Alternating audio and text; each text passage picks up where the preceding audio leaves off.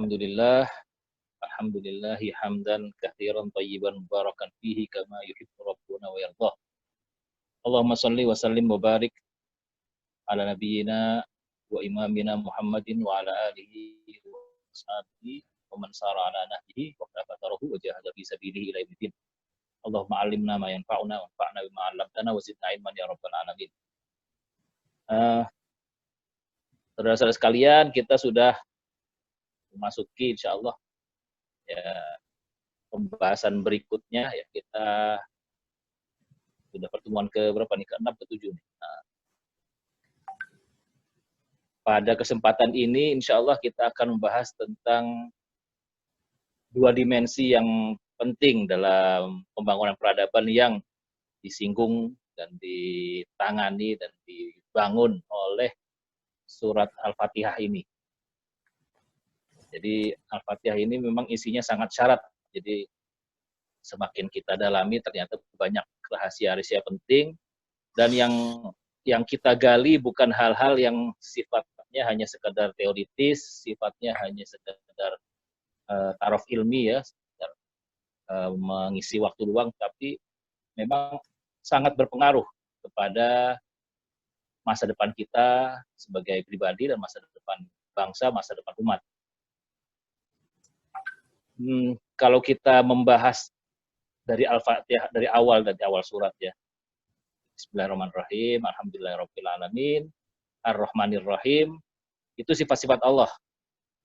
Sifat-sifat Allah yang Allah pilih untuk jadi pembuka kitabnya dan pembuka suratnya ini, dan pembuka seluruh hidayah yang akan terjadi.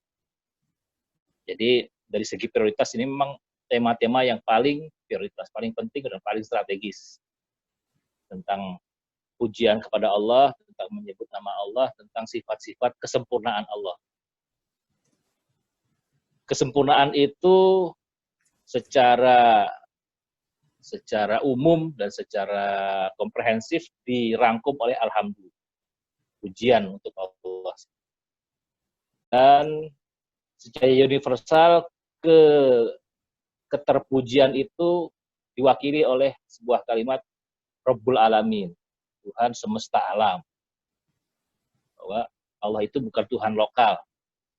Tuhan lokal. Jadi kalau di Jazirah Arab dulu ada, misalnya Quraisy punya Hubal. Taif, ya, kabilah di Taif punya Allat.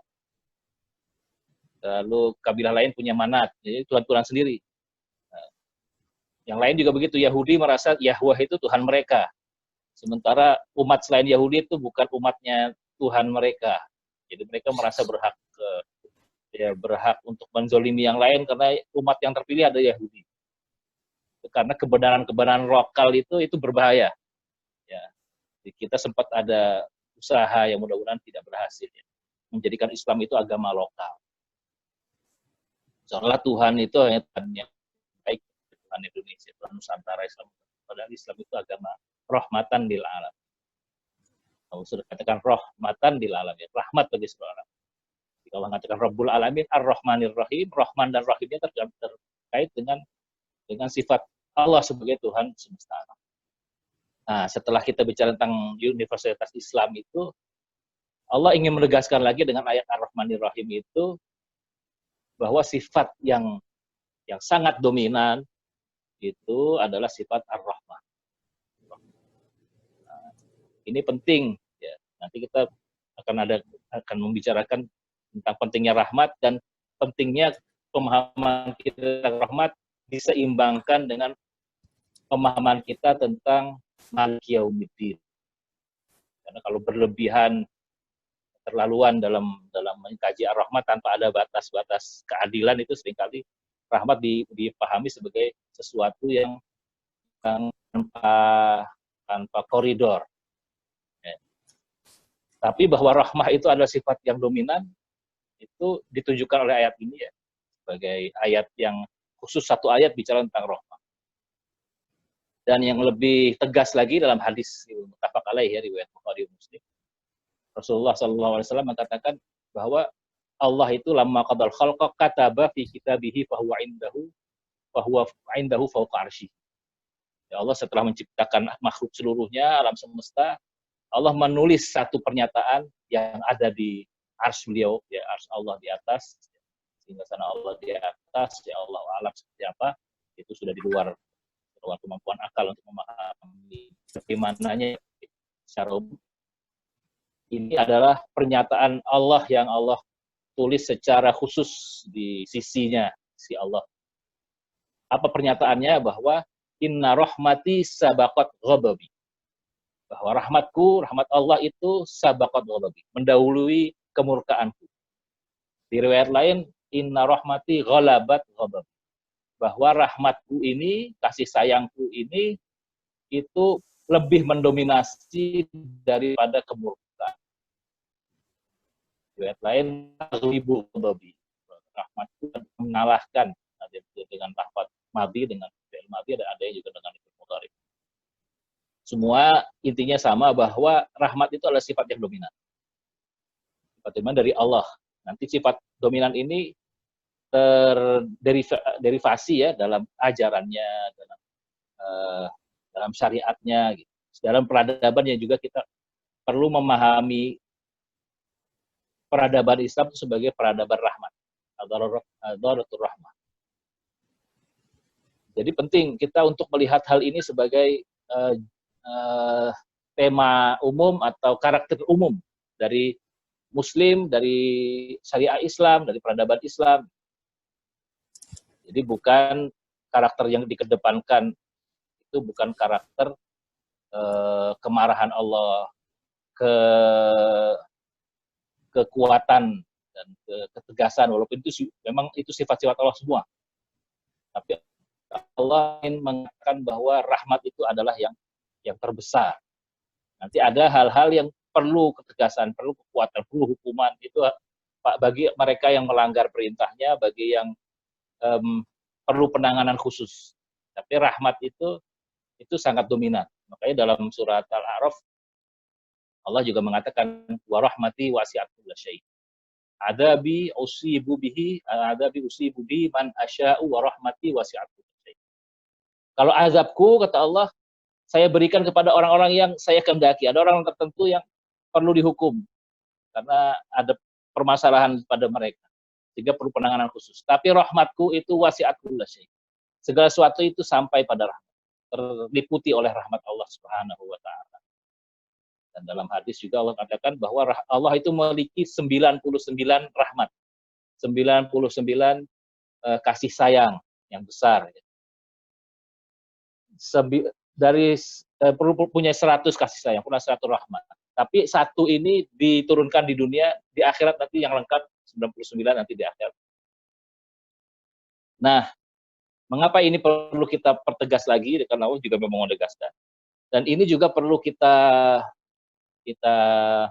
tancapkan ya dalam memahami berinteraksi dengan Allah. Allah itu serba kasih, serba sayang. Dalam sifat Allah, kalau Allah melakukan sesuatu, Allah yang maha pengampun, memberi rezeki kita dengan penuh kemurahan, ya, kita nafas nggak bayar, lihat dengan baik. Bahkan Allah semua memberi kita semua fasilitas untuk melihat, memandang, mendengar, memahami, menikmati, itu semua dari Allah Subhanahu wa taala. Pemberian Allah kepada kita. Lalu dalam menakdirkan juga Allah memberikan takdir ya, ukuran-ukuran yang pas semuanya. Misalnya kalau udara itu ada 70% nitrogen, 21% oksigen. Itu sangat teliti. Kalau dibalik, oksigennya 70%, nitrogennya 21%. Itu apa yang terjadi? Sifat dari oksigen itu membakar. Kalau dia bereaksi dengan zat-zat yang lain, dia terbakar. Kalau terlalu banyak itu sangat mudah terjadi kebakaran di mana-mana. Allah batasi oksigen itu hanya 21%, nitrogen yang lebih banyak. Kalau kurang dari itu juga kita sulit bernapas. Jadi itu memang sudah ukuran yang luar biasa. Itu rahmat Allah semua. Masuk suhu bumi, Kalau dunia ini atau bumi itu lebih sedikit saja dekat ke matahari, kita kepanasan. Lebih jauh sedikit kita kedinginan. Dibuat ukurannya sesuai dengan kemampuan manusia. Ya, memang agak ada daerah yang agak panas di Jazirah Arab, di Padang Sahara sampai 40, bahkan kalau di Irak, di Kuwait sampai 50, tapi manusia masih bisa hidup di situ. Memang lebih panas gitu. Tapi tidak menimbulkan kematian. Di kutub utara sampai di bawah 40 derajat Celcius masih bisa kalau seperti di Pluto itu ribuan derajat di bawah derajat Celcius. Wah, itu jangankan hidup ya. Untuk ada aja nggak mungkin. Atau di Merkurius ya, dekat dengan matahari ribuan. Itu rahmat Allah dibuat untuk makhluk hidup di dunia seperti itu. Dan kita jadi penting memahami sifat Allah itu, rahmat Allah ini dengan cara yang membuat kita semakin mencintai Allah, semakin taat pada Allah, semakin memahami Allah. Hari-hari ini ada perdebatan ya, mungkin itu bukan hari-hari ini aja ya, ada perdebatan kuno, sebetulnya tidak orisinil dari umat Islam, perdebatan tentang sifat Allah, tentang takwil, tentang apa. Imam Asy-Syatibi itu punya kaidah bagus. Jadi tidak semua masalah itu penting untuk kita perdebatkan. Ada hal-hal yang nggak perlu diperdebatkan. Yang penting kita memahami sifat Allah itu, rahmat itu bagaimana kita memahami kesempurnaan Allah, kasih sayang Allah. Ada yang sifatnya ini perlu ditakwil, nggak ditakwil. Rahmat itu ada yang mendefinisikan rahmat itu riqatun fil qalb gitu. Oh, ini riqatun fil qalb, nggak mungkin Allah ada riqat fil qalb. Ya itu definisi datang dari mana? Dia lupa mengkritisi definisi itu. Tapi yang dikritisi justru sifatnya, sehingga perlu nah itu karena ya pola berpikir yang rancu, yang diwarisi di abad-abad belakangan, ya, abad ketiga itu seharusnya tidak perlu menyibukkan kita. Tanpa ada masalah itu pun kita sudah bisa memahami rahmat Allah. Dan itu Imam Syafi'i mengatakan, kullu mas'alatin la yambani 'alaiha amalun fal khawdu fiha khawdun fi ma la yadullu 'ala istihsanihi dalilun syar'i. Kata Imam Syafi'i, setiap masalah yang tidak ada implikasi praktisnya, yang tidak mendorong kita pada amal, tidak mendorong kita pada hal-hal yang produktif, itu kalau kita masuk ke situ, itu kita masuk pada masalah yang tidak ada perintah syar'inya. Di Islam itu tidak menganjurkan kita berdebat hal-hal yang ini teoritis, tidak ada kaitannya dengan kehidupan kita, dengan amal kita. Kita sebaiknya membahas tentang rahmat ini, bagaimana kita semakin membahas tentang kasih sayang Allah, tentang kesempurnaan Allah, tentang kebaikan Islam itu sendiri. Jadi tidak perlu kita membahas masalah-masalah yang tidak sampai itu, bahkan bisa merusak hubungan sama umat itu. Ini juga cara pemahaman seperti ini yang membuat umat Islam di zaman sahabat itu produktif. Umar bin Khattab itu pernah menghukum seorang karena mempertanyakan hal-hal yang tidak terlalu pengaruh gitu. Bahkan pertanyaan itu dilempar ke umum. Ada seorang namanya Subair. Subair itu datang ke Madinah, dia bertanya, apa makna wadzariyat itu? Wadzariyat yusra wal muqassimat yaqsi. Apa sih maknanya? Dia bukan bertanya kepada ulama untuk pengertian, tapi disebar ke umum. Buat orang bertanya-tanya, apa ya maknanya? Walaupun ada yang memahami, tapi sebagian orang tidak menjadikan itu sebagai hal-hal yang populer dan mungkin orang semua tahu. Oleh Umar dipanggil, nih Subaik, sini nih, banyak tanya tentang Azhariyat. Walaupun dia bertanya tentang makna Quran gitu. Tapi dia bertanya itu cuma membuat sibuk orang saja, tidak ada kaitannya dengan amal, tidak ada kaitannya dengan tugas dia kaitannya dengan kemajuan umat, tidak ada kaitannya. Ya, pokoknya mempertanyakan itu aja.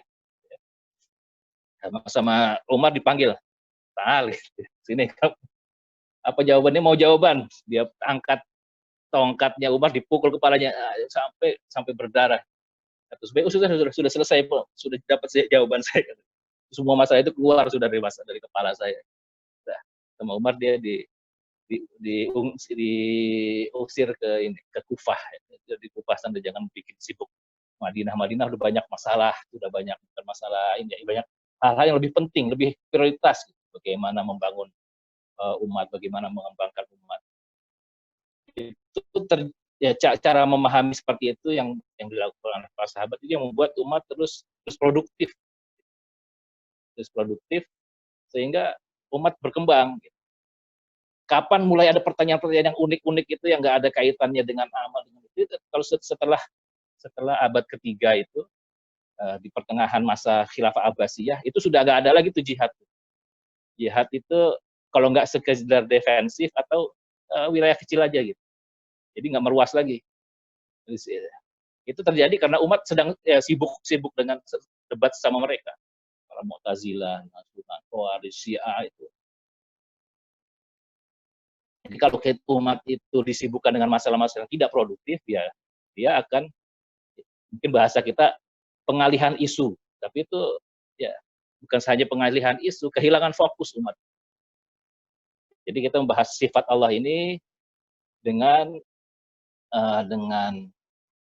semangat, spirit, ingin membangun. Bukan sekedar memperdebatkan, menyalahkan satu golongan dengan golongan yang lain, mempermasalahkan hal-hal yang tidak berpengaruh langsung pada kehidupan.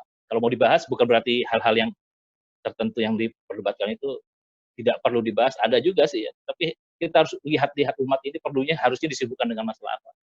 Kalau secara terbatas di antara kalangan tertentu, akademisi, kita pernah bahas jadi mungkin 2 pertemuan yang lalu ya. Di antara karakter bangsa yang sedang jatuh itu ada, kalau Globe Basha ya, tujuan berbagai Globe itu katakan di antara orang intelektual itu berdebat dengan hal-hal yang tidak produktif. Dia ambil contoh zaman Aristoteles. Aristoteles itu setelah zaman Aristoteles jatuh. Lalu juga dia mengambil contoh ya zamannya Harun ar-Rasyid juga. Harun ar-Rasyid banyak masalah-masalah yang tidak produktif diperdebatkan ya. Memang secara keilmuan jadi ramai gitu ya. Tapi tidak semua masalah yang dibahas itu mengakibatkan berefek pada kemajuan umat. Yang banyak yang hanya menyibukkan umat dan melemahkan karena jadi terjadi perpecahan kepada hal-hal yang tidak signifikan. Nah, itu tidak baik. Jadi kita membahas sifat Allah ini Ar-Rahman Ar-Rahim itu dengan semangat membangun, dan kita pilih isu-isunya jangan isu yang tidak ada pengaruhnya, bahkan isu yang melemahkan kita, jangan. Isu yang memperkuat kita, memperkuat Islam, memperkuat umat. Nah, itu memahami sifat Ar-Rahman Ar-Rahim. Kita harus fokus memahami Allah itu, memahami sifat Allah itu dengan arah bagaimana kita semakin mencintai Allah, semakin taat pada Allah, semakin dekat pada Allah. Jangan semakin justru hati kita malah jadi keras karena membahas. Ini pembahasan seperti itu kalau terjadi di buku-buku ilmu kalam ya. Sebetulnya ya membahas persoalan-persoalan yang lama. Ketika persoalan itu tidak terjadi, nggak perlu dibahas. Ketika masyarakat tidak rancu memahami, ya, apalagi hal-hal yang terlalu rumit untuk masyarakat awam ya, nggak perlu. Islam itu sudah cukup gamblang dalam masalah akidah. Allah itu maha sempurna, alhamdulillahirabbil alamin jelas maknanya, Rahmanir Rahim jelas maknanya. Jangan diutak-atik jadi masalah yang membingungkan lagi. Itu tidak baik. Dan itu bukan manhajnya para sahabat Nabi, bahkan bukan para tabiin juga, tabiin juga. Masalahnya setelah itu datang. Makanya Imam Malik itu ketika ditanya masalah yang lebih ya, yang terlalu jauh seperti itu, ketika ditanya apa sih mana istawa ala arsy, Allah itu yastawi ala arsy di atas, bersemayam atau apa gitu. Itu ya fi'il istawa, dalam bahasa Arab sebenarnya istawa maklum, artinya yastawi ala kada itu berarti yastaqir gitu. Tanya apa mana istawa itu, kata Imam Malik, al istiwa maklum, arti istiwa itu jelas, yastawi atau ya'lu ala syai'. Al istiwa maklum. Tapi kalau kaitannya dengan Allah, wal kaif majhul. Bagaimana Allah ya? Itu majhul, nggak perlu dibahas. Dan Allah juga tidak menjelaskan secara detail. Ya, kalau sudah dikaitkan dengan sifat Allah, ya kita tidak bisa detail karena Allah itu terlalu besar dimensinya, terlalu besar ukurannya untuk kita pahami secara detail. Kita pahami secara global saja Allah. Akal itu hanya memahami hal yang pernah dia lihat, pernah dia dengar. Kita belum pernah lihat Allah, hanya tahu memahami lafaz dari lafaz Al-Quran ini. Sudah sebatas itu saja, nggak boleh lebih dari itu. Lebih dari itu, itu mana katakan istiwa maklum. Istiwa itu suatu hal yang tidak aneh kan, tetapi bahasa Arab artinya juga. Tapi kaifnya, bagaimananya kita menggambarkannya, kita mengimajinasinya, nggak bisa kita berimajinasi tentang bagaimana Allah turun di langit yang ketiga, itu sudah nggak bisa kita imajinasikan, nggak bisa. Kalau kita bahasakan dengan bahasa kita juga sulit. Ya Rasulullah mengatakan ya Allah yanzilu ila sama isam. Ya udah. Di Arafat kemarin yadnu, Allah itu yadnu mendekat. Mendekatnya gimana? Ya Allah alam. Cukup sebenarnya sampai tingkat itu. Karena itu Imam Malik katakan, kaif majhul, bagaimananya itu, terus imajinasinya itu majhul. Wasu'alu anhu bid'ah. Kita menanyakan itu hal yang bid'ah. Kenapa bid'ah? Karena Rasulullah nggak pernah menjelaskan. Sahabat juga nggak pernah bertanya. Karena itu sudah cukup sampai di tingkat situ. Selebihnya dari itu justru merusak kita, menyibukkan kita, dan membingungkan kita, dan melemahkan ta'amul kita, interaksi kita dengan Quran dan Sunnah, jadi malah asing. Padahal Quran itu dan Sunnah itu begitu gamblang dan sederhana saja. Pokoknya kalau membayangkan tentang Allah, itu Allah tuh dimensinya jauh lebih luas, lebih besar, lebih sempurna dan sulit, dan mungkin akal itu tidak akan mampu. Laisa kamitslihi syai'un wa huwas samiul alim, sudah jelas. Allah itu tidak sama dengan apapun dari makhluknya, ya. Karena pencipta masa disamakan dengan makhluk. Walam yakul lahu kufuwan ahad, itu tidak cukup. Tidak ada seorang pun yang sama dengan Allah, yang setingkat dengan Allah, yang sebanding dengan Allah. Udah, itu sampai situ saja. Selebihnya kalau kita membayangkan, mau kita memperinci, otomatis kita akan menganalogikan Allah dengan makhluk. Kita akal itu nggak bisa berbuat selain itu. Kalau dia ingin mengetahui sesuatu yang belum dia tahu, dia akan menganalogikan dengan yang sudah dia tahu. Kalau dia belum pernah lihat, misalnya orang kampung ya, belum pernah lihat gedung pencakar langit, paling tinggi misalnya pernah dia lihat itu menara masjid. Paling terjemahnya ya menara masjid lah, cuma agak lebih gede gitu. Begitu aja, sulit untuk membayangkan. Apalagi ya Allah, makhluk saja bisa bayangkan. Contoh.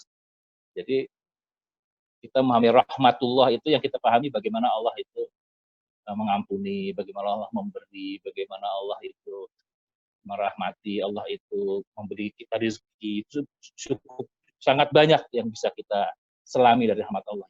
Selain dari masalah-masalah dalam ilmu kalam. Itu Allah sebagai dengan sifat Ar-Rahman Ar-Rahim. Allah dengan sifat Ar-Rahman Ar-Rahim itu ketika menurunkan ajarannya otomatis juga ajarannya Rahman Rahim, punya sifat rahmat. Dan itu Allah katakan, wa ma arsalnaka illa rahmatan lil alamin. Kami tidak mengutus engkau, Islam, menurunkan Islam, mengutus Nabi Muhammad SAW kecuali sebagai rahmatan lil alamin. Jadi seluruh ajaran itu adalah sebuah rahmat. Bagaimana sifat Allah itu yang paling inti adalah rahmatan. Rasulullah SAW juga beri sifat laqad ja'akum rasulun min anfusikum azizun alaihi ma'anitum harisun alaikum bil mu'minina raufun rahim. Nah, Rasulullah SAW itu sifatnya bil mu'minina raufun rahim. Sangat rauf, sangat penyayang, sangat pengasih. Itu sifatnya Rasulullah SAW. Bahkan dalam yang lebih tegas lagi, ini diperintahkan bukan hanya sifat Rasul SAW dalam Mustadrak Al-Hakim. Rasulullah mengatakan lan tadkhulul jannata hatta tarahamu. Wallati nafsi biyadihi la tadkhulul jannata hatta tarahamu. Riwayatnya hatta tuhibbu, tapi ada tambahan lagi di Mustadrak Hakim. Diusahihkan juga disahkan oleh Imam Dahabi. Hatta tarahamu. Kalian tidak akan masuk surga sampai kalian menjadi orang-orang yang saling menyayangi. Lalu para sahabat mengatakan, kami insya Allah penyayang semua. Kulluna rahim ya Rasulullah. Kata Rasulullah SAW, innahu laisa birahmatin rahmati ahadikum walakin rahmatul ammah. Rahmatul ammah. Bukan hanya rahmat kepada keluarga sendiri, kepada anak, tapi rahmatul ammah. Secara umum, sifat rahmat itu harus mendominasi. Kalau kita ingin masuk surga, kita harus jadi orang yang penyayang. Nah, itu sifat rahmat ini harus kita jadikan akhlak kita, dari moral kita, perilaku kita. Tidak hanya secara teoritis kita memahami apa itu rahmat, lalu juga memahami tentang rahmat Allah, tapi rahmat itu harus dijadikan sifat seorang mukmin. Karena itu Rasulullah SAW mengatakan ar-rahimuna yarhamuhumur rahman.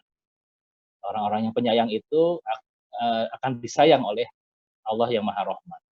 Irhamu man fil ardi yarhamkum man fis. Sayangilah orang-orang yang ada di muka bumi, makhluk-makhluk yang ada di muka bumi. Allah yang ada di langit akan menyayangi kamu. Juga terkait dengan sifat rahmat, terkait dengan Allah yang ada di langit. Langitnya gimana ya? Itu perdebatan yang tidak produktif. Langitnya yang tempatnya Allah itu ya kita tahu, tapi yang jelas Rasulullah katakan manfis sama, karena selain bumi itu ya sama. Di mana, bagaimana itu bukan bagiannya akal. Ibaratnya kalau akal manusia itu spesifikasinya Allah buat untuk bisa memahami syariatnya, untuk bisa membangun di muka bumi, bisa melaksanakan tugas-tugas di bumi. Belum sampai dibuat spesifikasi untuk bisa langsung mengetahui Allah nanti di langit. Allah itu sifatnya apa, itu secara umum saja kita hanya bisa ketahui, dan itu cukup. Nanti kalau ingin melihat Allah, mengetahui nanti di surga, nanti hadiah terbesar itu ru'yatullah, ya, melihat Allah. Lilladzina ahsanu fi hadhihi dunya al-husna wa ziyadah. Jadi orang-orang yang berbuat baik di dunia ini, ahsanul husna wa ziyadah. Husna itu masuk surga, ziyadahnya itu nanti bisa melihat Allah. Ya. Itu nanti Allah buka sedikit dari hijabnya untuk kita. Sekarang di dunia ini kita beriman kepada Allah, beriman yu'minuna bil ghaib, di antara ghaib itu Allah subhanahu. Itu bagian dari ujian kita. Allah beri kita kemampuan untuk memahami, mengetahui adanya Allah, memahami sifat Allah, dan beriman. Nah, dengan keimanan kita yang seperti itu, Allah akan menggajar nanti di akhirat bisa bertemu dengan Allah. Ya, cukup sampai di situ.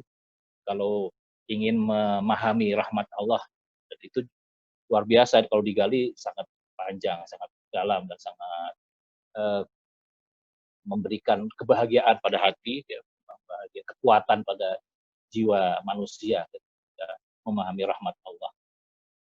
Rahmat Allah dalam ciptaannya, dalam takdir-takdirnya, dalam pengelolaan di kehidupan di dunia, ya, rezeki, dalam mengampuni, dalam memberi, luar biasa. Dan yang penting setelah kita memahami itu, kita juga takhalluq bihadal khuluq atau iktisab hadal khuluq. Kita meresap, menyerap sifat rahmat itu menjadi makhluk-makhluk yang menyayangi. Yarhamu man fil ardi yarhamkum.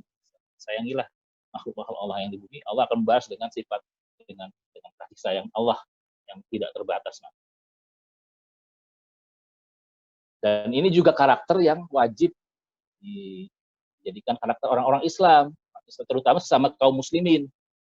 Karakternya pengikut Nabi Muhammad itu ruhama ubainahu, saling menyayangi sama mereka, saling keras, saling bertengkar, saling menyalahkan. Itu kalau terjadi itu berarti kita sudah keluar dari karakter itu. Nanti ya barangkali sekarang kita ngaku umat Muhammad, di akhirat nanti nggak diakui karena kita karakternya di luar itu.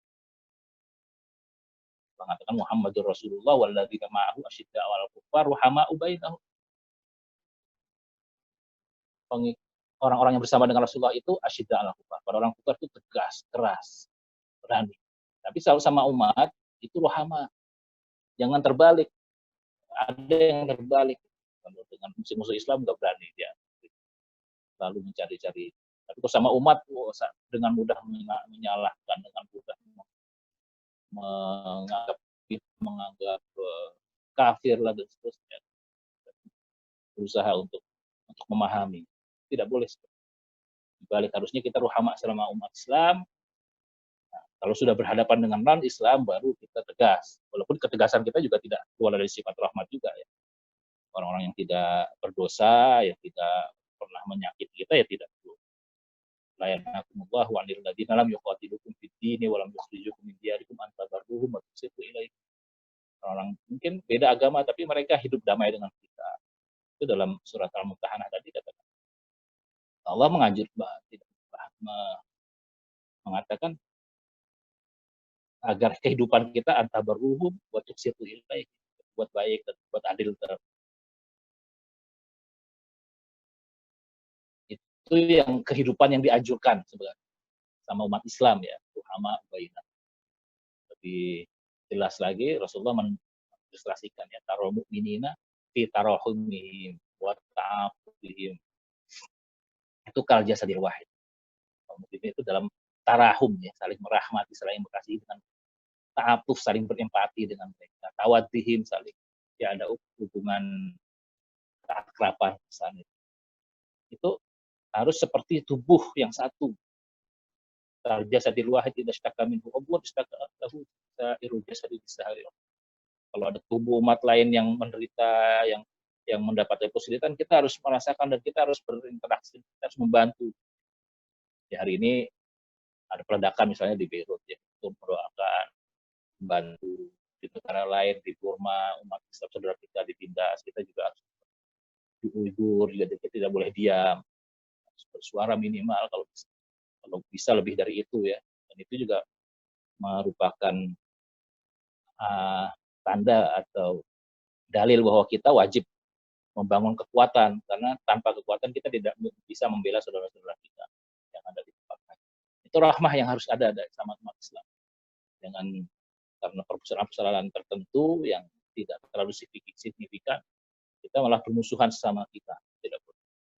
Ini ketika membahas Ar-Rahman Ar-Rahim itu harus seperti itu.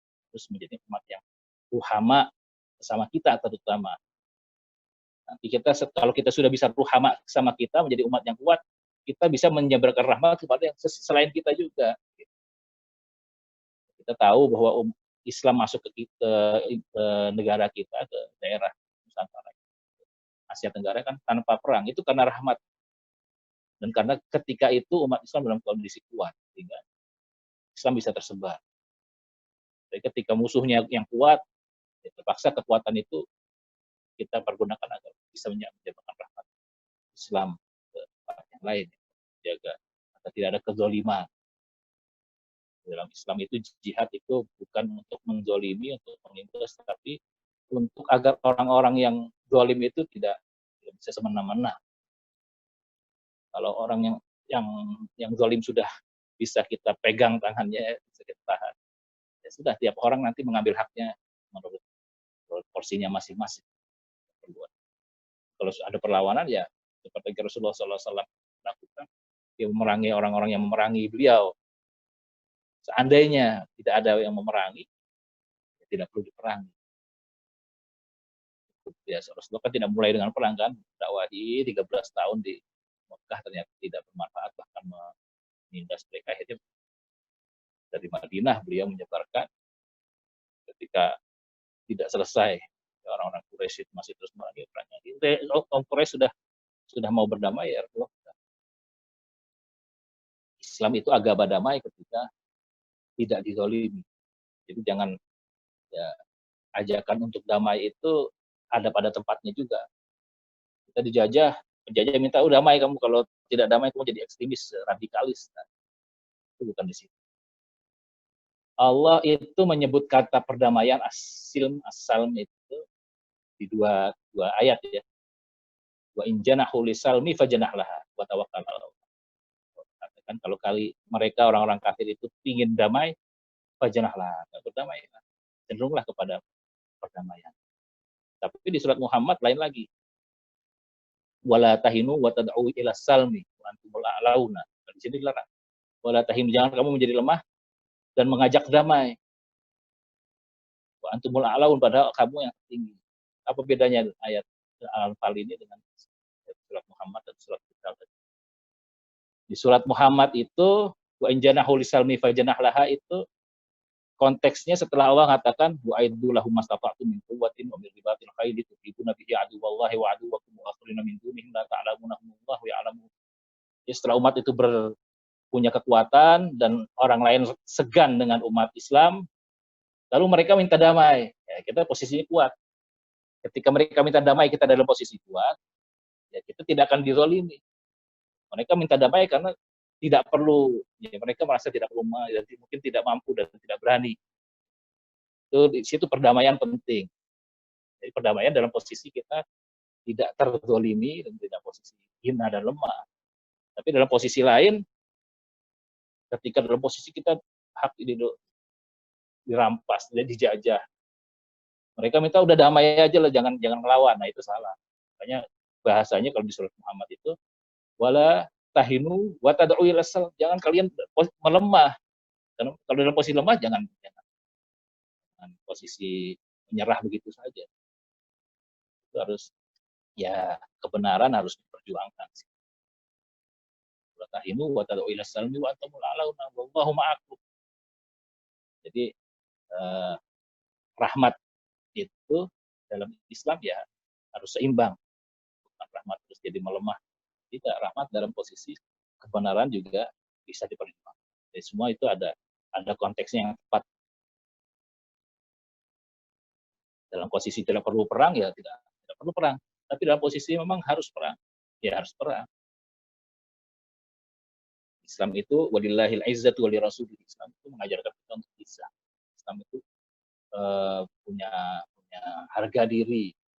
Allah tidak menginginkan Islam itu sebagai agama yang direndahkan. Ya'lu wa la yu'la alaihi. Islam itu harus tinggi dan tidak ada yang lebih tinggi dari Islam. Ya Allah katakan yuzhirahu 'ala dini itu agama. Itu rahmat yang diajarkan pada kita, rahmat yang seperti itu, bukan rahmat yang lemah, yang menyerah. Tidak ada jihad misalnya kalau umat Islam ditindas.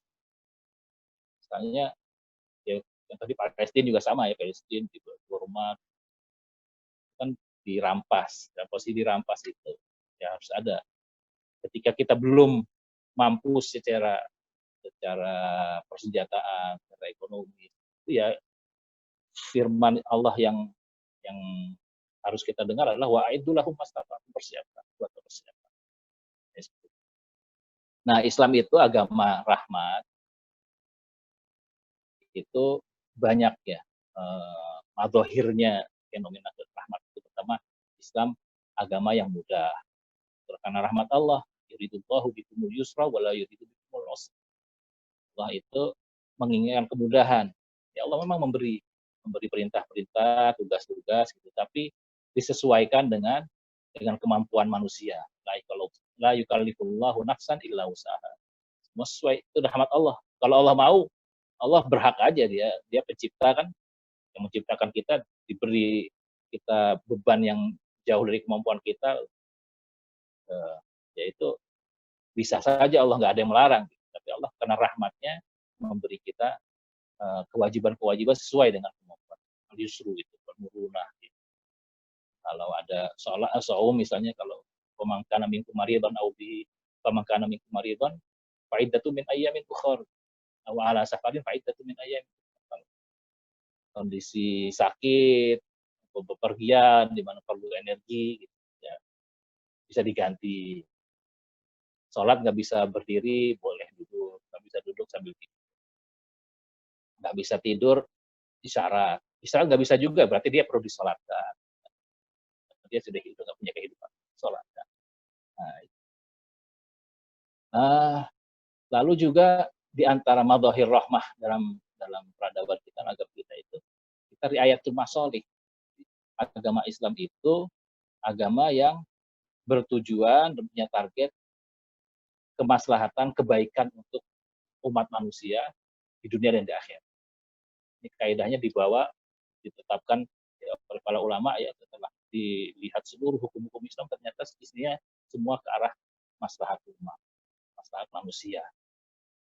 Sampai ditulis oleh Imam Al-Izz salam ya, kaidah qawaidul kubra ya, qawaidul ahkam fi masalihil anam. Ternyata inti dari syariat ini bagaimana membuat kebaikan di dunia akhirat. Maksudnya kebaikan dengan kriteria yang Allah buat. Ya. Lalu juga ada tasamuh dini di situ. Allah tidak memaksa. Lalu juga jelas, mudah dipahami, Islam itu sederhana saja. Allahu la ilaha illallah, Allah tidak ada Tuhan selainnya, itu akidah begitu. Karena kebenaran yang Allah buat itu kebenaran yang mudah. Ketika ada yang masalah-masalah rumit itu, mesti ada permasalahan. Jadi rumitnya orang Nasrani memahami, Allah 1, 2, 3, ini Tuhan Isa ini Tuhan apa anak Tuhan atau Tuhan menjadi manusia atau manusia kita angkat jadi Tuhan. Wah, itu perdebatan rumit ya karena kebatilan seperti itu. Kalau kebenaran itu sederhana sekali. Di antara rahmat Allah juga Islam ini terpelihara ya. Allah jamin Quran itu akan terpelihara sampai akhir zaman. Inna nahnu nazzalna dzikra wa inna lahu lahafizun. Itu rahmat Allah kepada kita. Kalau umat-umat sebelum kita itu diberi amanat memelihara kitab mereka, tapi mereka tidak amanat, ini hilang.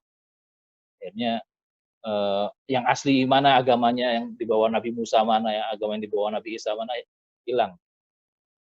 Ada sisa-sisanya yang sedikit sekali informasi yang benar.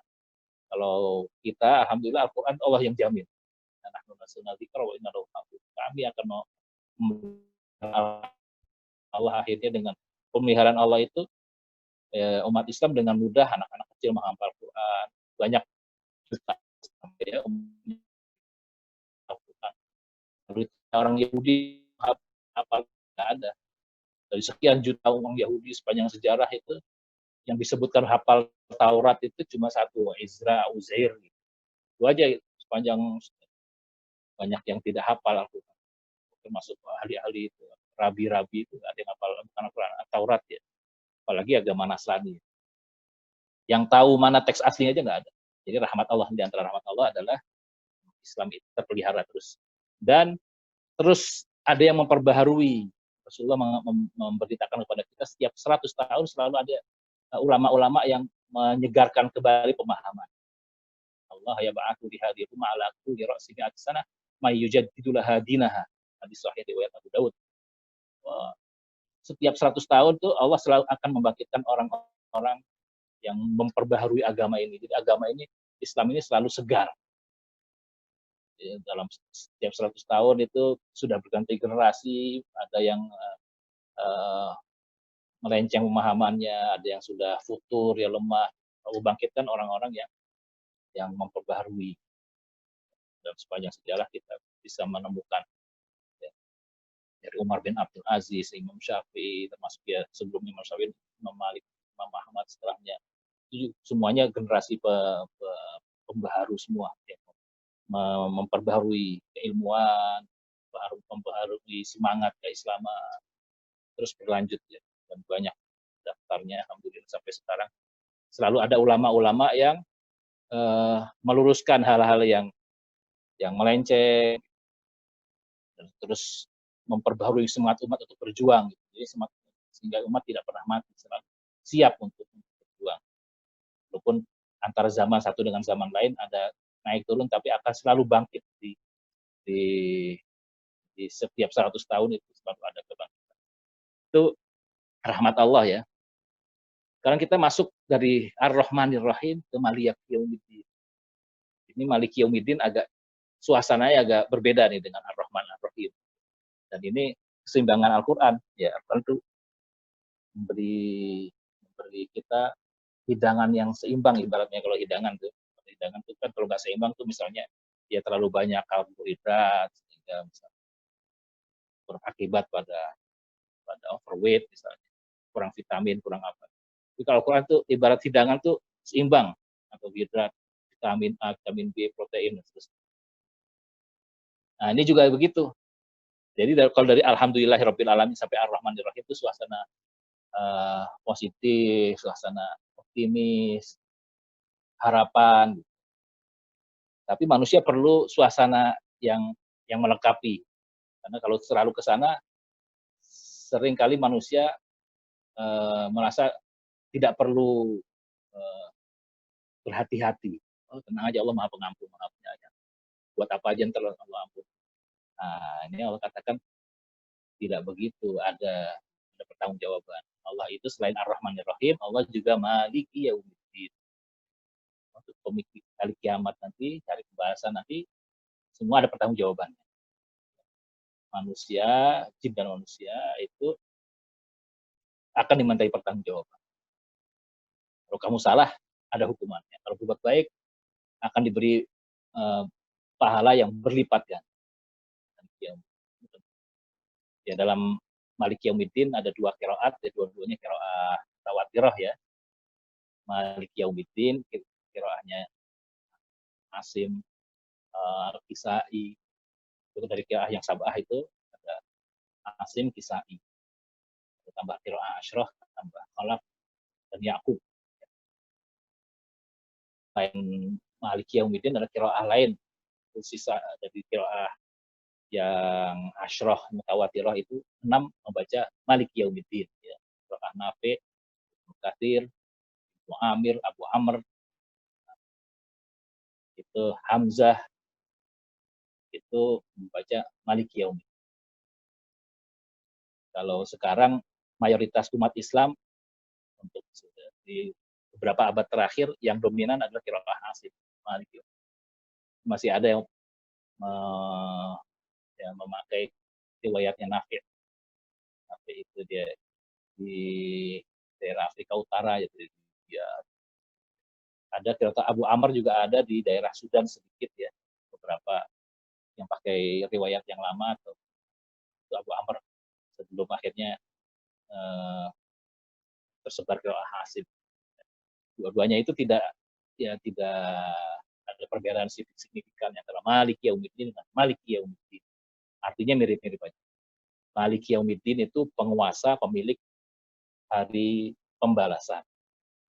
Malik Yaumiddin pendek itu, dan meme-nya tidak mat ya, tidak panjang. Malik Yaumiddin itu artinya raja di hari pembalasan nanti. Itu artinya sama, bahwa Allah itu nanti yang berkuasa satu-satunya di akhirat nanti Allah. Nggak ada lagi raja-raja kecil. Kalau baca kitab-kitab tafsir itu ada beberapa ulama tafsir yang mentarjih lebih baik apa. Kalau yang seperti Imam Ar-Razi mengatakan Malik Yaumiddin lebih bagus karena arti Malik itu menguasai. Penguasa itu lebih tinggi dari raja. Kalau raja itu hanya menguasai hal-hal yang sifatnya publik umum, kebijakan umum. Kalau pemilik ya sampai hal-hal yang khusus juga mungkin.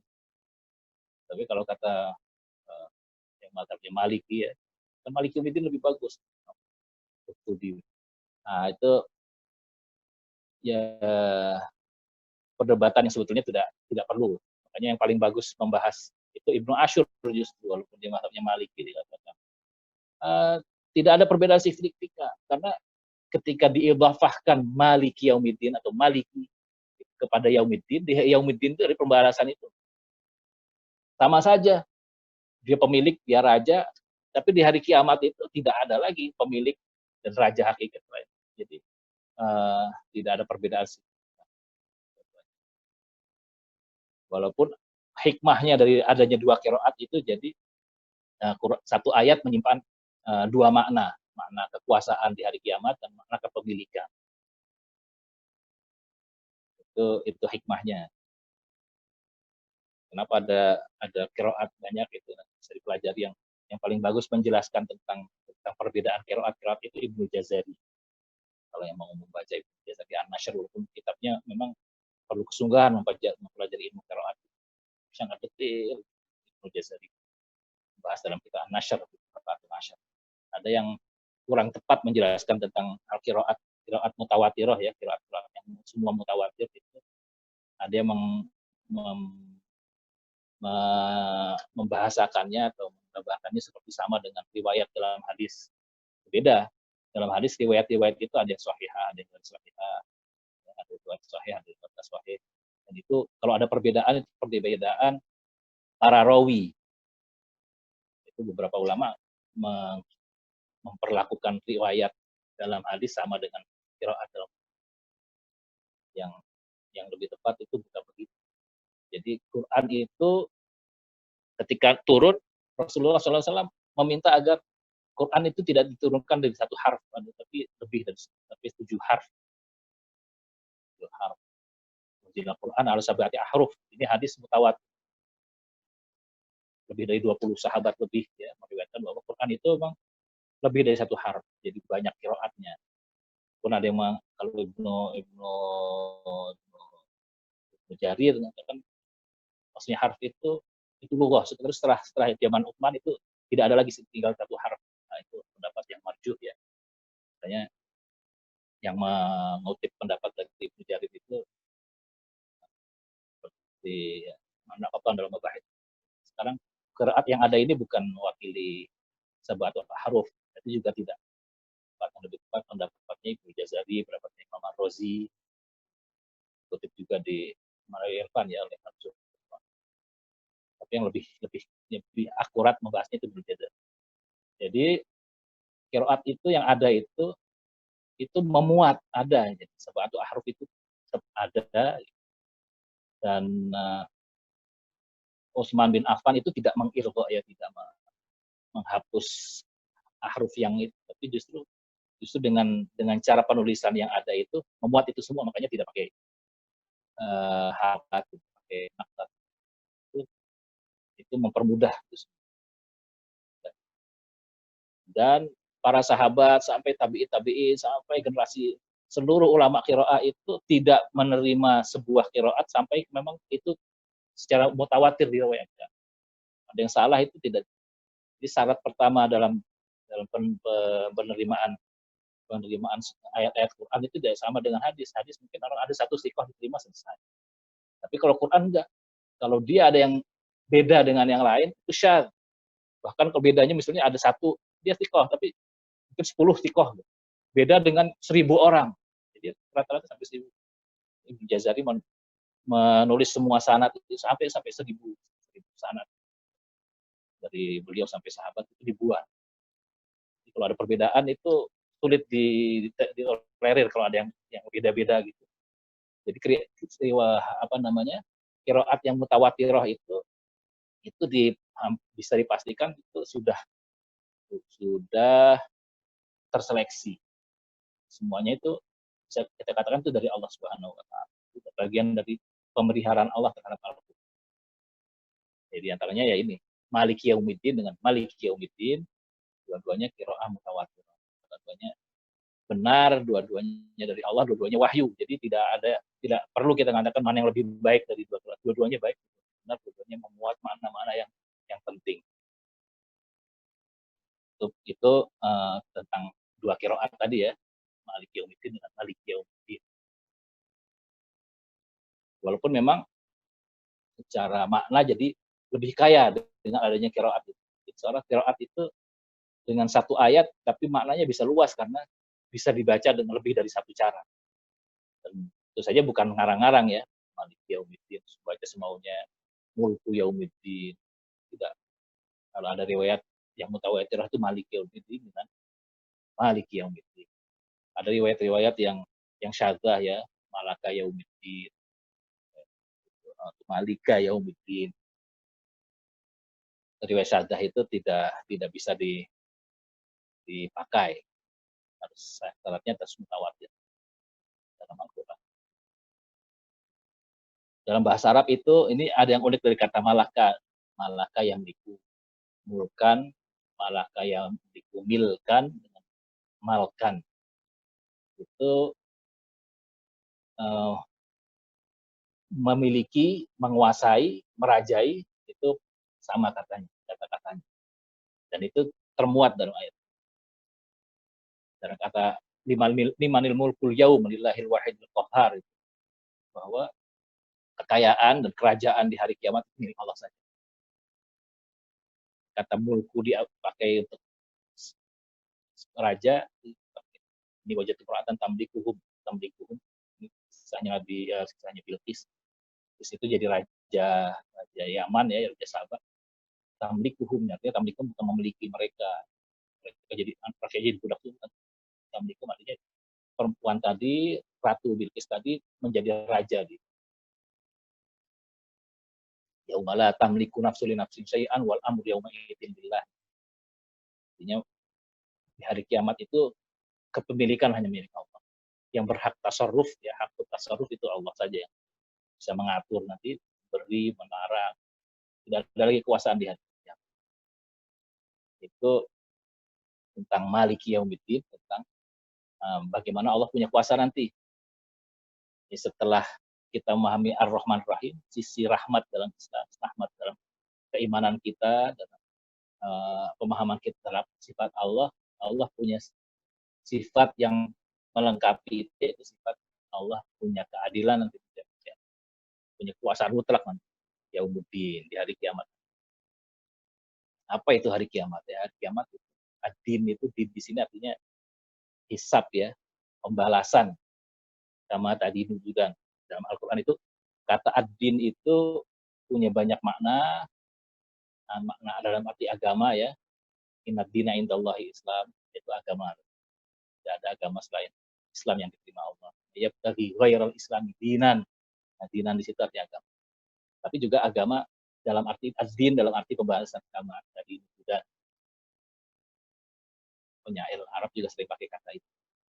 Walam bi annaka ma tadinu juga. Walam wa ikin wa annamu kazail wa alam bi annama tadinu juga. Pembalasan. Walaula an in kuntum ghairu madinin. Ghairu madinin itu ghairu majzinin. Kata din itu sering dipakai juga untuk artinya pembalasan. Di sini ad-din bukan hari agama, tapi hari din, hari pembalasan. Kenapa harus pembalasan harus disebut di sini? Karena dimensi baru, ya kita bicara tentang dimensi baru, yaitu dimensi pertanggungjawaban. Sebelumnya kita bicara tentang dimensi Allah. Allah Maha Memberi, Allah Maha Pengasih, Allah Maha Pemurah, Pengampun. Ini agar kita mencintai Allah, menaati Allah, dan beriman pada Allah. Setelah itu, apa peran kita sebagai manusia? Kita berbuat, kita beramal. Nah, nanti amalnya itu nanti ada pertanggungjawaban. Makanya perlu disebut di sini ya, hari agama nanti, hari pembalasan nanti, ya nanti, Allah tuh yang punya kuasa. Allah yang nanti akan membalas itu. Di sini keseimbangan. Jadi antara rahmat Allah satu sisi dengan keadilan Allah satu sisi. Itu yang membuat kehidupan berjalan lurus. Kalau manusia hanya tahu rahmat Allah tapi tidak tahu keadilan Allah, seringkali togo ya. Kalau innal insana ya, nanti manusia berlebihan. Pokoknya Allah kan Maha Pengampun. Ya udah, kita buat apa saja, begitu. Allah Maha Pengampun, tapi juga Allah akan mengadil sesuai dengan porsinya, proporsinya. Allah katakan nabbi ibadi anni anal ghafurur rahim wa anna adzabi wal adzabul alim. Itu dua sisi itu terseimbang. Dikatakan kepada hamba-hambaku anni anal ghafur. Saya memang Allah itu pengampun dan penyayang. Tapi wa anna adzabi wal adzab. Dan bahwa azabku itu azab yang keras. Karena itu kalau tidak manusia tidak tahu itu akan berbuat seenak perlu. Jadi di sini kita bicara tentang dimensi manusia yang Allah beri kemampuan untuk berbuat. Ini manusia dan jin juga ya, punya posisi khusus. Allah punya banyak makhluk yang semuanya taat pada Allah. Dan memang Allah ciptakan hanya taat saja. Tidak ada peluang dan tidak ada keinginan mereka juga untuk selain tidak untuk tidak taat. Dari makhluknya bintang-bintang langit yang besar itu semua, sampai malaikat yang begitu banyak, semua taat pada Allah. Allah ingin memperlihatkan kekuasaannya dengan cara yang lain. Jadi dengan menciptakan makhluk yang diberi kesempatan untuk berbeda dan boleh berpikir yang berbeda, tapi dia tidak keluar dari keadilan Allah. Yang berbuat baik dapat pahala, yang tidak berbuat baik dapat. Kalau yang lain yang karena memang tidak berbuat baik karena memang diciptakan untuk berbuat baik saja. Karena manusia ketika berbuat baik karena keinginannya, kesadarannya, pemahaman. Ketika berbuat jahat juga karena keinginannya, kesadarannya, kemauannya dia sendiri. Makanya berhak. Nah, di sini makanya ada ada prinsip pertanggungjawaban. Prinsip pertanggungjawaban dan prinsip keadilan. Jadi ketika kita bicara Maliki Yaumiddin, kita masuk untuk menyinggung dimensi lain, yaitu dimensi kemanusiaan sekarang. Tadi kita bicara tentang dimensi ketuhanan yang maha sempurna, masuk di dimensi kemanusiaan. Ini sekali lagi kita mengacukan jempol ya kepada perumus Pancasila itu. Setelah bicara tentang ketuhanan yang Maha Esa. Prinsip kedua kemanusiaan yang adil dan beradab. Memang kalau Al-Fatihah itu begitu.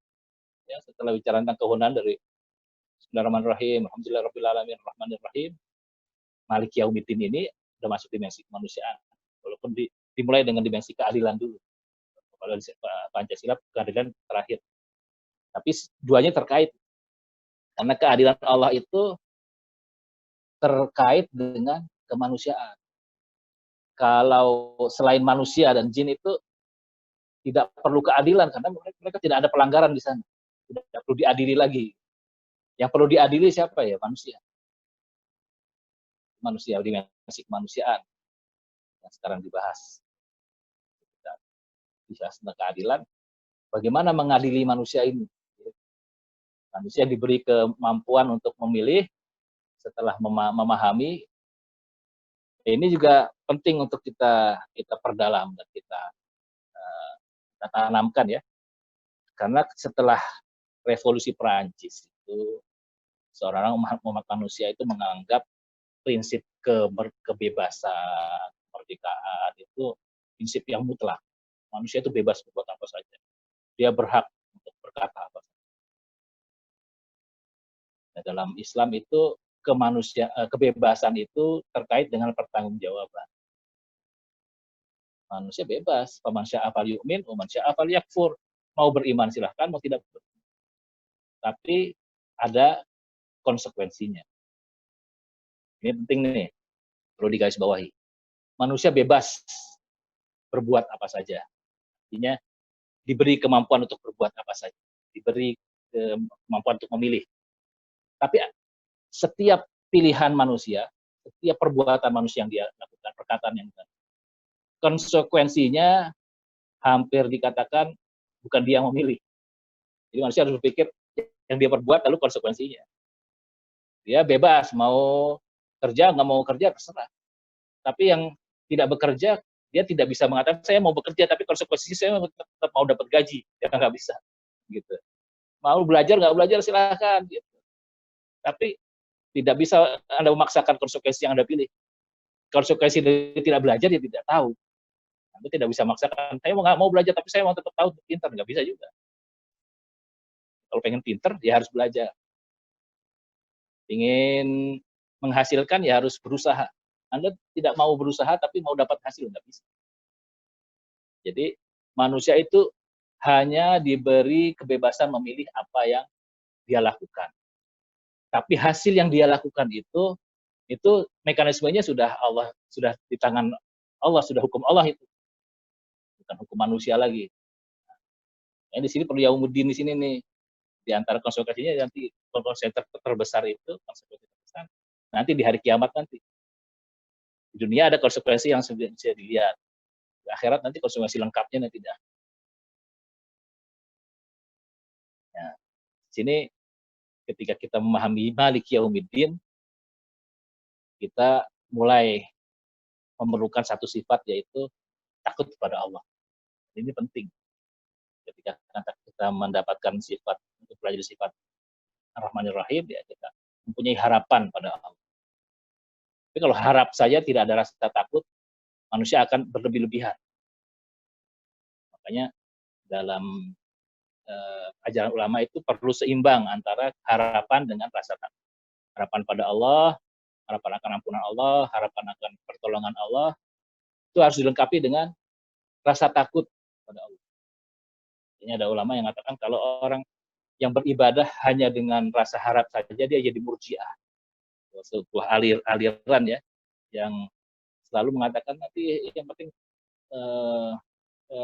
nanti balasan di akhirat saja, mau beriman mau apa, nanti Allah bisa mengampuni. Dan yang iman itu yang penting keyakinan, tidak perlu beramal.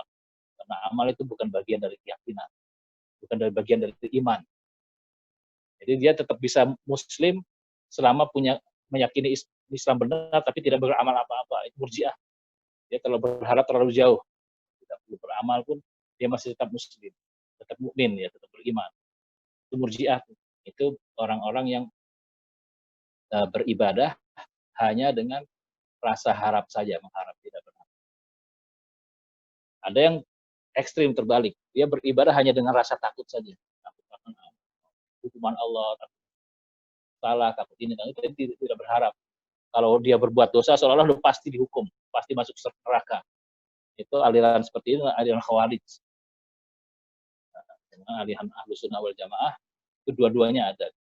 Orang beriman yang seimbang itu yang berharap pada Allah, juga takut pada Allah. Di sini seimbang nih dengan Al-Fatihah ini antara Rahmanir Rahim dengan Malik Yaumiddin. Malik Yaumiddin itu menyeimbangkan hal ini. Jadi, manusia tidak seenaknya berbuat. Seenaknya berbuat. Makanya keinginan itu ya Allah seimbang itu ketika menggambarkan keinginan manusia bebas memilih. Faman syaa'a falyu'min, faman syaa'a falyakfur. Kalau kita hanya memahami potong ayat itu ya, potongan ayat, Allah sudah manusia bebaslah mau ngapain aja.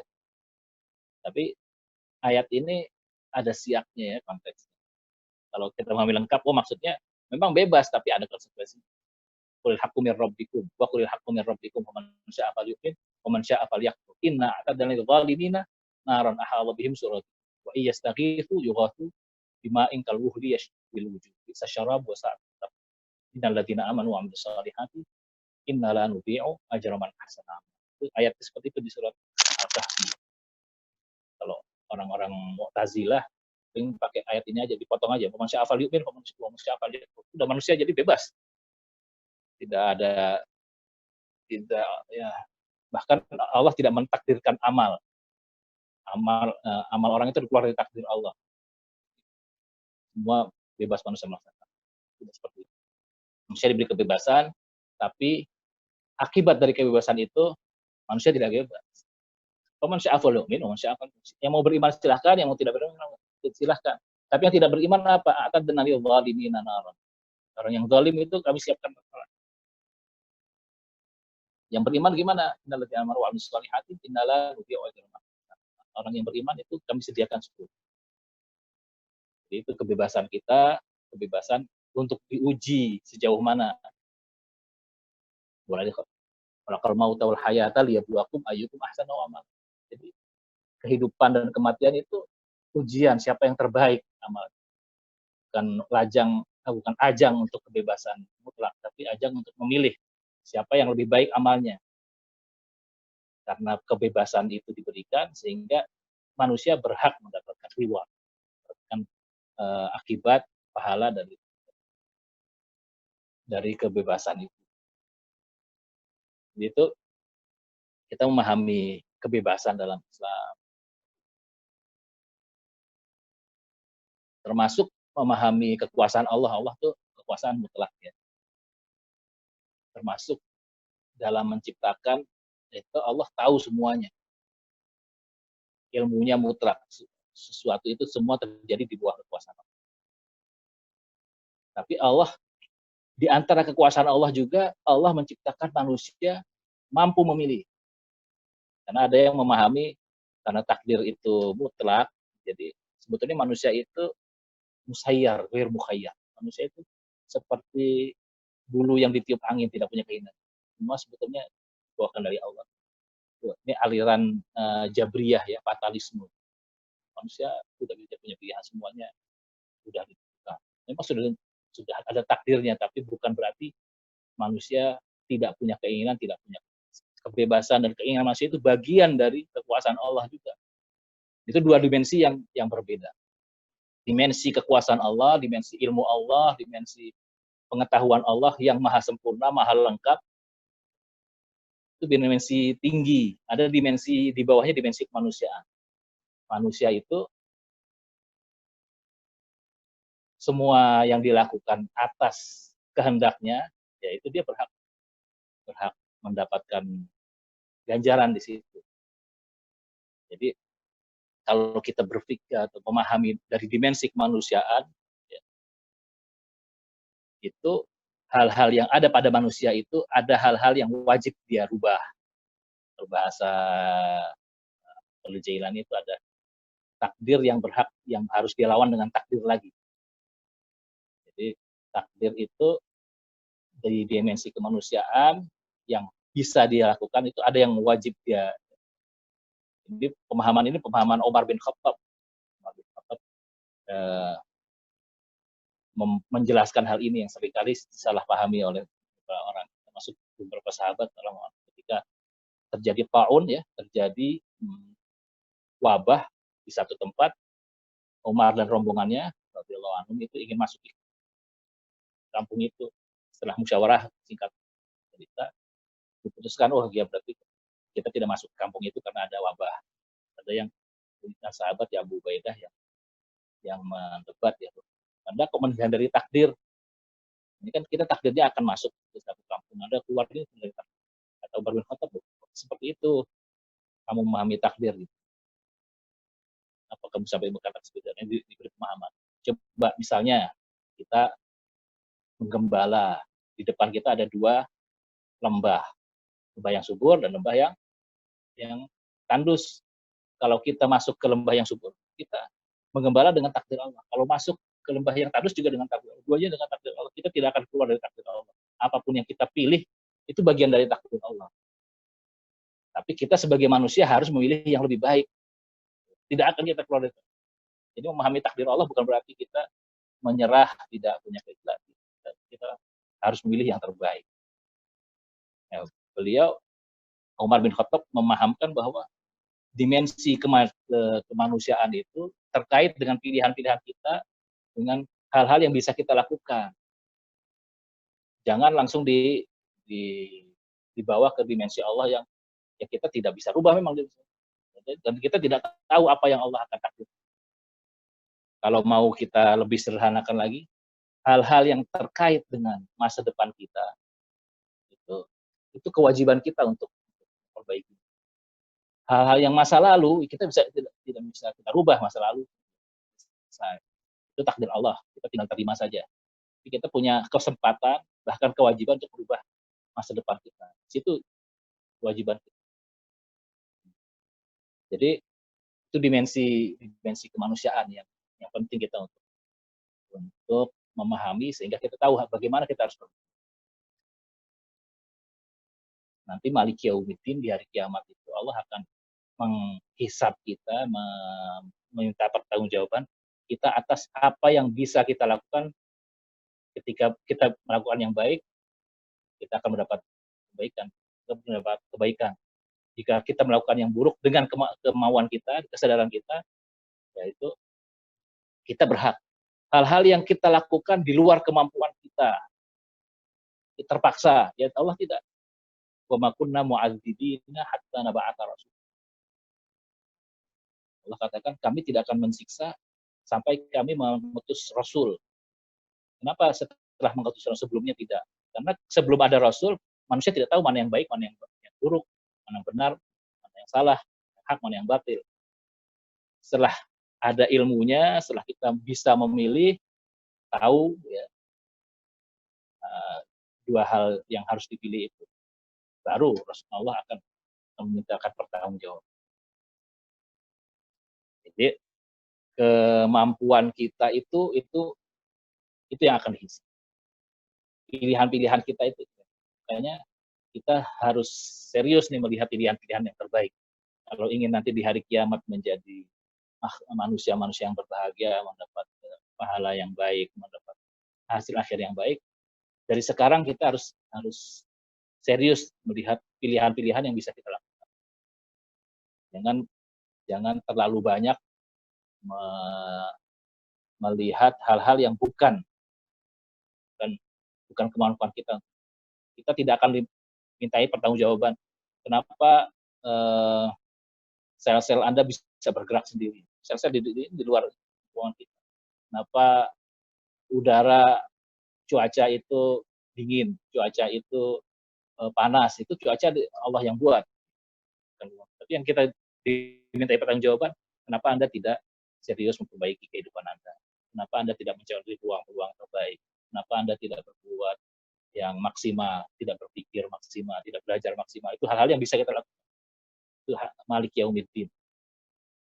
Intinya kalau di hari kiamat itu poin-poin besarnya seperti dalam hadis ya, itu di hari kiamat itu dan tazula qadama abdin hatta yusala an. Nanti semua makhluk itu tidak bergeser dari tempatnya sampai ditanya kepada 4 hal. An umrihi fima ablah, wa an syababihi fima afnah, wa an ilmihi fima amila bihi, wa an malihi min ayna iktasabahu wa fima anfaqahu. Tentang umurnya dihabiskan untuk apa. Panjang nih umur dari kita mulai balik ya, sebelum tamyiz, sebelum manusia sempurna berpikir, itu tidak ada pertanggungjawaban. Walaupun ada anak kecil bisa memilih, tapi pilihan-pilihan anak kecil itu pilihan yang tidak sempurna, Allah tidak hisab. Allah tidak mintai pertanggungjawaban. Allah mintai pertanggungjawaban setelah manusia akalnya sempurna.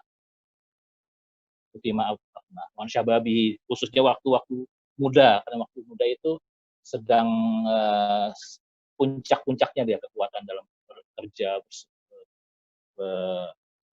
ya fisiknya lebih kuat, waktunya juga lebih banyak, tanggung jawabnya juga relatif dibanding problem-problemnya juga. Terusnya waktu muda itu waktu yang paling ideal. Itu pertanggungjawaban tentang masa muda lebih banyak di waktu yang lain. Terus pertanggungjawaban tentang apa yang dia ketahui. Karena ilmihi, mada amilahi. Kamu tahu ini, tahu ABC, tahu ini benar, tahu ini salah, apa yang kamu lakukan. Tentang hartanya juga, dari mana kamu dapatkan hartanya. Terus untuk apa. Itu hal-hal yang bisa dilakukan oleh manusia. Itu yang akan dipertanggungjawabkan. Bangsa-bangsa atau masyarakat yang sadar dengan hal-hal yang perlu dia lakukan ya siap mempertanggungjawabkan apa yang dia lakukan, itu bangsa-bangsa yang maju, dimensi kemanusiaannya dimanfaatkan secara maksimal. Kayak bangsa-bangsa yang lebih bicara tentang takdir, lalu fatalisme yang menyerah dengan kondisi, selalu bicara tentang sulitnya kondisi, itu akan jadi bangsa yang lemah.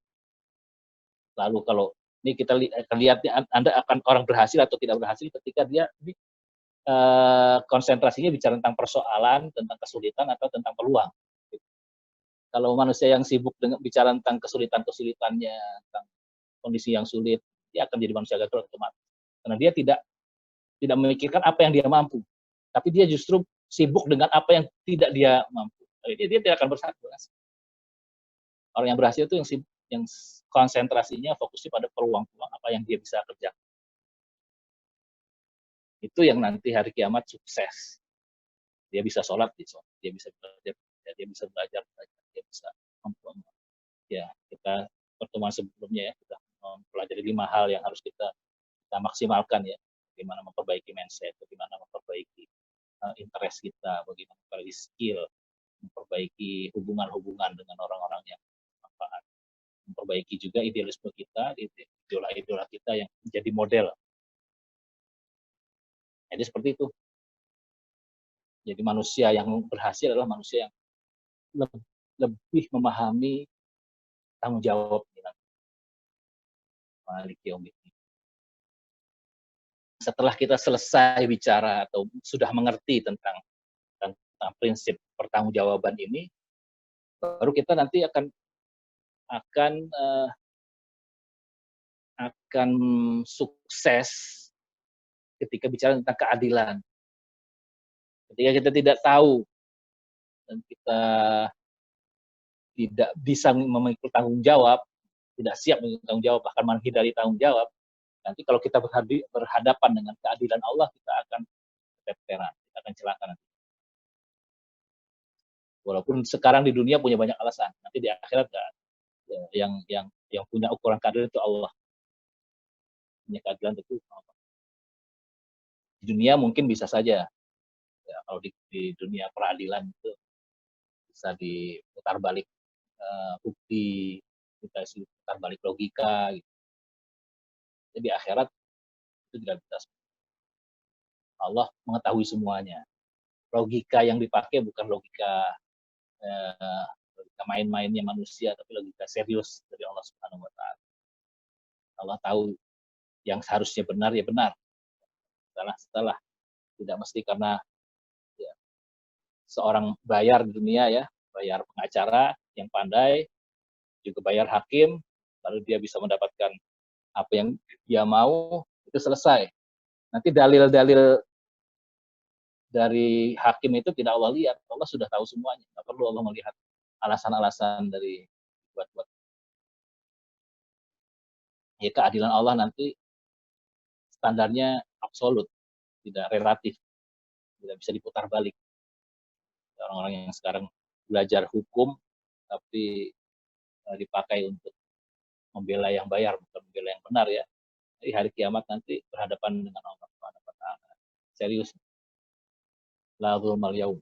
Al yauma tujza kullu nafsin bima kasabat. Setiap orang dihukum atau dibalas sesuai dengan yang dia kerjakan saja, bukan yang dia katakan, bukan sesuai dengan retorika yang dia karang, dia susun. Enggak. Yaum la dzulmal yaum. Tidak ada kezaliman lagi, tidak ada manipulasi lagi. Gitu. Nanti di hari